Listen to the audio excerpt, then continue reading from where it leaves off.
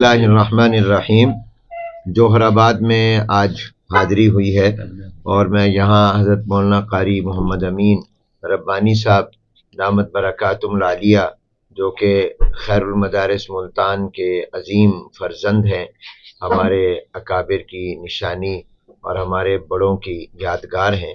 ان کی ملاقات اور زیارت کے لیے اور بیمار پرسی کے لیے حاضر ہوا۔ ان سے ملاقات کر کے مجھے بہت ہی خوشی ہوئی اور مسرت ہوئی۔ دینی مدارس یہ ہمارا قومی اثاثہ ہے، یہ ہمارا سرمایہ ہے، اور دینی مدارس کی خدمات یہ تاریخ کا ایک روشن باب ہے۔ دینی مدارس یہ اسلام کی حفاظت کے اور اشاعت کے الحمدللہ قلعے ہیں، اور دینی مدارس کا جو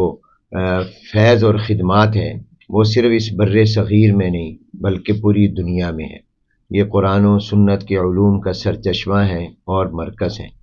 دینی مدارس نے ہمیشہ ملک و قوم کی خدمت کی ہے، اور ان کی رجسٹریشن جو ایک عرصے سے رکی ہوئی ہے، اس کے حوالے سے جو 26ویں آئینی ترمیم کے موقع پر قومی اسمبلی میں اور سینٹ میں سوسائٹی ایکٹ میں ترمیمی بل پیش ہوا تھا، اس پر منظوری کے باوجود صدر پاکستان نے 1 ماہ تک دستخط نہیں کیے، بات چیت چلتی رہی، اور بالآخر صدر پاکستان نے وفاق المدارس العربیہ پاکستان اور تنظیمات مدارس کے موقف کو درست تسلیم کرتے ہوئے اس پر دستخط کیے، اور حکومت نے اس کا باقاعدہ گزٹ نوٹیفیکیشن کیا۔ میں سمجھتا ہوں کہ یہ حکومت نے دانش مندی کا مظاہرہ کیا، اس سے ایک اضطراب اور بے چینی بھی ختم ہوئی، اور قومی اسمبلی اور سینٹ کی یعنی پارلیمنٹ کی بالادستی بھی ثابت ہوئی۔ جمہوری فیصلے کا احترام ہوا، اور اس میں آئینی اور قانونی جو فیصلے ہیں ان کا بھی احترام ہوا، اور میں سمجھتا ہوں کہ